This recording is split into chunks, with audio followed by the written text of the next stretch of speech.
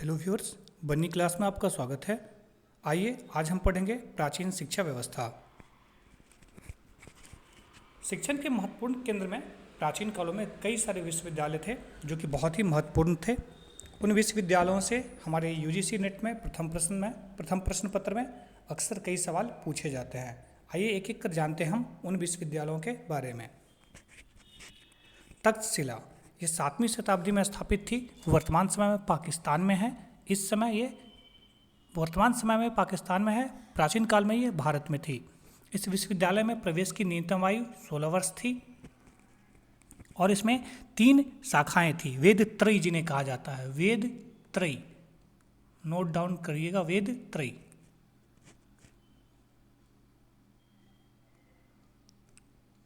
वेद त्रयी 16 वर्ष इसकी न्यूनतम आयु थी प्रवेश परीक्षा की, और यह स्वास्थ्य के लिए, सैन्य शिक्षा के लिए और खगोल के लिए प्रसिद्ध था। 7वीं शताब्दी में इसको बनाया गया था, 7th सेंचुरी में। यह भारतीय सैन्य विज्ञान में प्रशिक्षण केंद्र के रूप में लोकप्रिय था। कई बार प्रश्न पूछ दे कि भारतीय सैन्य विज्ञान में प्रशिक्षण केंद्र के रूप में कौन सा विश्वविद्यालय लोकप्रिय था, तो हमें याद रहे कि सैन्य के रूप में, सैन्य जो सेना होता है ना, सैनिक फोर्स, उसके लिए भी था तक्षशिला। कौटिल्य और पाणिनि यहीं पे थे पढ़ाते हुए, कौटिल्य और पाणिनि। कौटिल्य और कौन थे? पाणिनि। कौटिल्य और पाणिनि भी इसी विश्वविद्यालय से संबंध रखते थे। कौटिल्य जो थे वो किस में थे पारंगत थे? तो अर्थशास्त्र में थे। पाणिनि किस में थे? तो शल्य चिकित्सा में थे।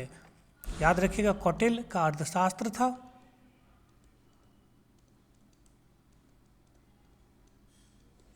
और पाणिनि का क्या था?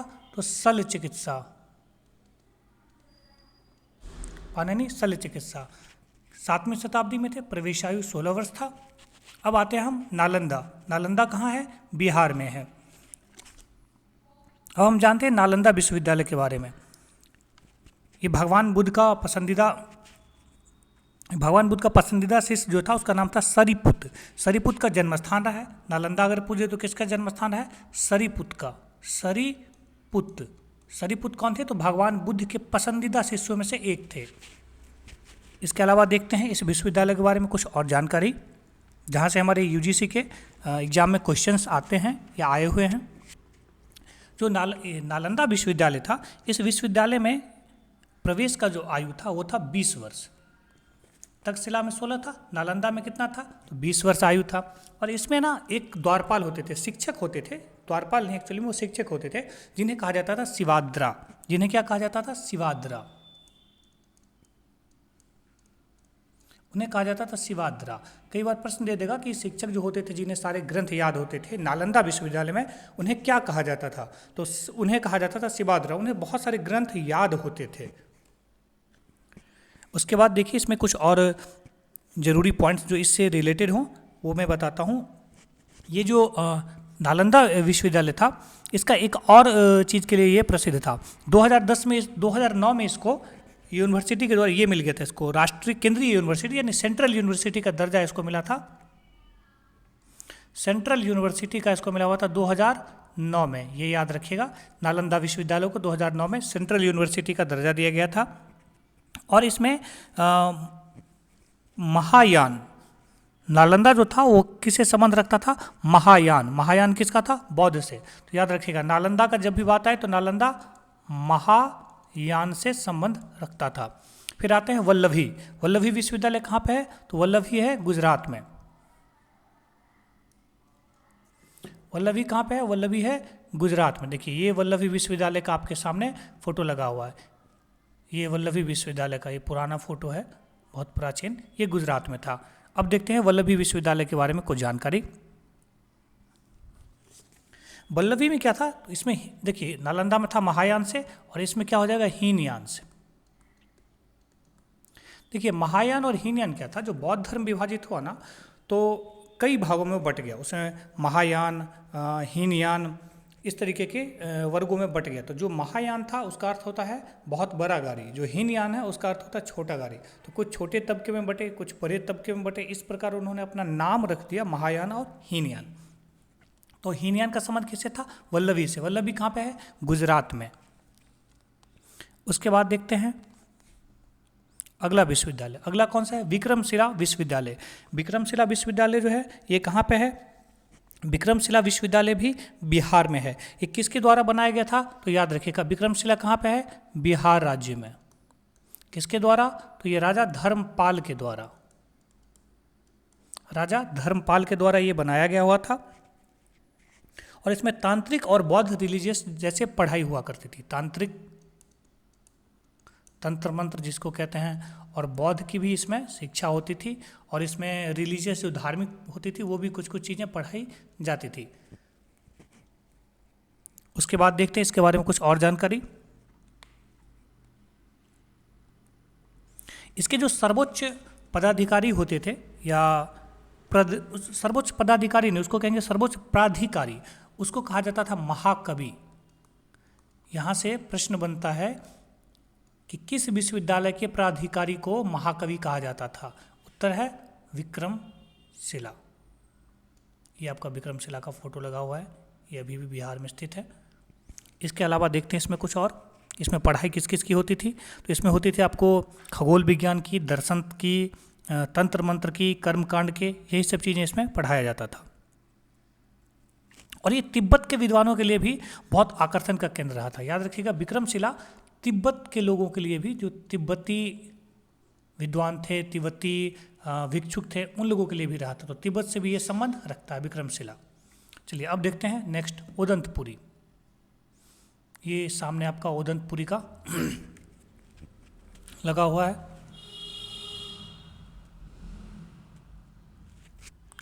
अब देखिए ओदंतपुरी, ओदंतपुरी कहाँ पे है?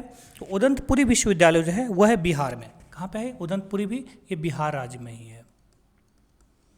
देखिए किस जगह पे है ये याद रखिए। उससे जुड़ा हुआ अगर कुछ टर्म है, टर्मोलॉजी है, तो उसको याद रखिए।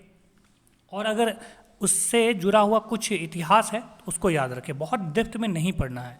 इन सब से क्वेश्चन पूछा जरूर जाता है, लेकिन बहुत अंदर जाकर के क्वेश्चन नहीं पूछता, बहुत डेप्थ में नहीं पूछता है। कुछ ही फैक्ट हैं, उन्हीं से क्वेश्चन आता है। तो क्यों हम उसको बहुत लार्ज में पढ़े, बहुत डेप्थ में पढ़े? जितने पॉइंट्स हैं, इंपॉर्टेंट की पॉइंट्स हैं, बस हमें उन्हें ही पढ़ना है। तो ये उदंतपुरी कहाँ पे है? बिहार में है। उदंतपुरी किसके द्वारा बनाया गया था? तो ये बनाया गया था उदंतपुरी राजा गोपाल के द्वारा। कोई राजा गोपाल थे, उन्होंने बनाया था उदंतपुरी को। कहाँ पे है? तो ये बिहार में है।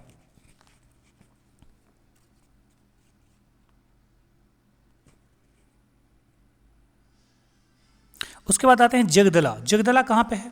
तो जगदला विश्वविद्यालय जो है, जगदला, जगदला बंगाल में है। इसको बनाए थे रामपाल ने। जगदला, जगदला कहाँ पे है? ये बंगाल में। बनाने वाले कौन थे? रामपाल। बनाने वाले इसको रामपाल थे। कहाँ पे है? तो बंगाल में है। उसके बाद आते हैं मिथिला विश्वविद्यालय। नेक्स्ट ये है आपका मिथिला विश्वविद्यालय। ये बिहार के दरभंगा जिले में है। और इसके बारे में आपको कुछ जानकारियाँ बता दूं। मिथिला ब्राह्मणवादी शिक्षा का एक प्रमुख केंद्र रहा था। जो मिथिला है, बिहार में मिथिला एक जगह है। ये जो मिथिला है ये एक जगह है, मिथिला। एक्चुअली में इसका नाम मिथिला इसलिए पड़ा क्योंकि ये राज्य जो था ये मिथिला है। जो माता सीता हैं उनका एक नाम है मैथिली। उनका जो मैथिली नाम पड़ा वो इसी राज्य के नाम पे पड़ा, क्योंकि इस राज्य के राजा हुआ करते थे जनक, राजा जनक। जनक की पुत्री थी सीता, तो सीता का एक नाम है मैथिली। उनको मैथिली इसलिए कहा जाता है क्योंकि वो मिथिला की राजकुमारी थी, इसीलिए उनको कहा जाता है मैथिली। इतिहास में बहुत सारे ऐसे प्रश्न आपको देखने को मिलेंगे या सुनने को, पढ़ने को मिलेंगे, जो आपको लगेगा कि ये हमने कहीं और कुछ और पढ़ा था और अभी जो पढ़ रहे हैं वो कुछ और पढ़ रहे हैं। जैसे इतिहास में कई जगह आपको वर्णित ये भी मिलेगा, या फिर खास करके हिंदी फिल्मों के माध्यम से जो इतिहास दिखाई गई है उनमें बहुत कुछ मिथ्या रहती है। जैसे जोधा के बारे में दिखाया गया कि अकबर के साथ उनकी शादी हुई थी, जबकि ऐसा नहीं था। जोधा का जो शादी था वो जोधपुर की थी, इसीलिए उनको जोधाबाई कहा जाता था। वो जोधपुर की राजकुमारी थी और उनकी शादी जहांगीर नाम से एक कोई था, राजा था या फिर उस टाइम का शासक था, उसके साथ हुआ था। आप इसको जब पढ़िएगा राजस्थान का इतिहास तो उसमें बहुत अच्छे से बताया गया है। लेकिन चूंकि हमारे समाज में फिल्मों का बहुत बड़ा योगदान है, बहुत असर वो रखता है, असर करता है, तो फिल्मों में जो भी दिखाते हैं उसी को सत्य मान लिया जाता है, जबकि वो पहले ही स्टार्ट में डिस्क्लेमर लगाते हैं, इनका वास्तविक घटनाओं से कोई लेना देना नहीं है। बहरहाल आते हैं हम लोग मिथिला विश्वविद्यालय के बारे में। यहाँ पे न्याय शास्त्र और तर्क शास्त्र के पढ़ाया जाता था। न्याय और तर्क, ये कहाँ पे है? बिहार के दरभंगा जिले में। ये बिहार के दरभंगा जिले में है। दरभंगा एक जिला है, ये वहाँ पे है। फिर आते हैं नादिया विश्वविद्यालय। देखिए नादिया विश्वविद्यालय कहाँ पे है? तो जो नादिया विश्वविद्यालय है ये हो जाएगा आपका बंगाल में। ये है बंगाल में, ये रहा आपका नादिया विश्वविद्यालय का तस्वीर सामने। ये है आपका नादिया, याद रखिए ये कहाँ है? ये है बंगाल में। नादिया विश्वविद्यालय बंगाल में है।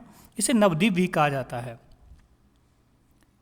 यहाँ पे जयदेव हिंदी के कवि हुए थे जयदेव, इनके द्वारा रचित एक गीत गोविंद थी, गीत गोविंद, ये यहाँ पे गूंजता है। इस कहाँ पे? नादिया विश्वविद्यालय में।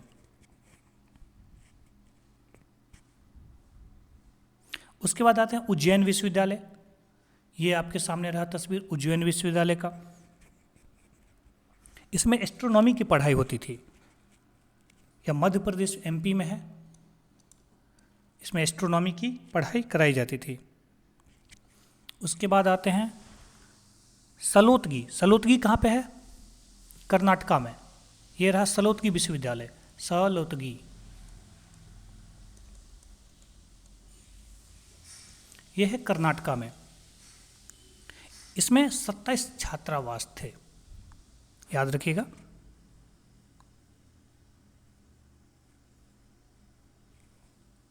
उसके बाद आते हैं एत्रम। एत्रम करके एक विश्वविद्यालय हुआ करता था। ये एत्रम कहाँ था? तो ये एत्रम जो था ये तमिलनाडु में था। ये था तमिलनाडु में। एत्रम विश्वविद्यालय तमिलनाडु में था। इसमें ना छात्रों को मुफ्त में बोर्डिंग मतलब रहने की व्यवस्था और ट्यूशन दिया जाता था। ये मुफ्त में दिया जाता था। फिर आते हैं हम प्राचीन शिक्षा का उद्भव कहाँ से हुआ, इस पर एक नज़र डालते हैं। देखिए भारत में शिक्षा को निम्नलिखित समय अवधियों में विभाजित किया जा सकता है: वैदिक काल, बुद्ध काल, मध्यकालीन और स्वतंत्रता के बाद, स्वतंत्रता पश्चात। अब देखते हैं इसमें कि कौन से काल की अवधि क्या थी। वैदिक काल 1000 ईसा ईस्वी पूर्व से 600 ईसा पूर्व थी। बुद्ध काल 600 ईसा पूर्व से 1200 ईसा पूर्व थी। और मध्यकालीन जो थी वो 1100 ईसा से पश्चात और 1800 ईसा पश्चात स्वतंत्रता से पूर्व तक थी, जब शासन ब्रिटिश शासन का था 1857 से 1947, और स्वतंत्रता पश्चात भारत जो था 1947 के बाद तक। प्राचीन शिक्षा प्रणाली का उद्देश्य क्या था वो देखते हैं। इसके कई उद्देश्य थे। कई उद्देश्यों में से एक ये था कि मोक्ष का अंतिम उद्देश्य था। ऐसा माना जाता था कि इससे मोक्ष प्राप्त होगा। चरित्र निर्माण करता था, ये चरित्र को अच्छा बनाता था। धार्मिक ज्ञान प्रदान करता था। सामाजिक कर्तव्यों पर बल देता था। सर्वांगीण व्यक्तित्व का विकास करता था। संस्कृति एवं विरासत का भी ये संरक्षण करता था। इसके साथ साथ सांसारिकता के लिए शिक्षा व्यवसायिक का उद्देश्य बनाता था ये। इसके अलावा इसकी कुछ और भी चीज़ें थी जो इसमें इम्पोर्टेंट थी, आपको वो बता रहा हूँ, आप वो भी देखिए। इसके निर्देश की विधियाँ थी। तो निर्देश में कुछ कुछ विधियाँ थी जो बहुत प्रसिद्ध थी। अब ये विधियाँ कौन थी जो प्रसिद्ध थी, कौन कौन सी विधियाँ प्रसिद्ध थी, वो उन पे एक नज़र डालते हैं हम।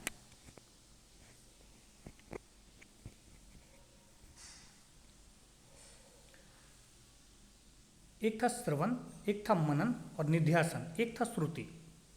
अब इनके अर्थ देखिए क्या होता है।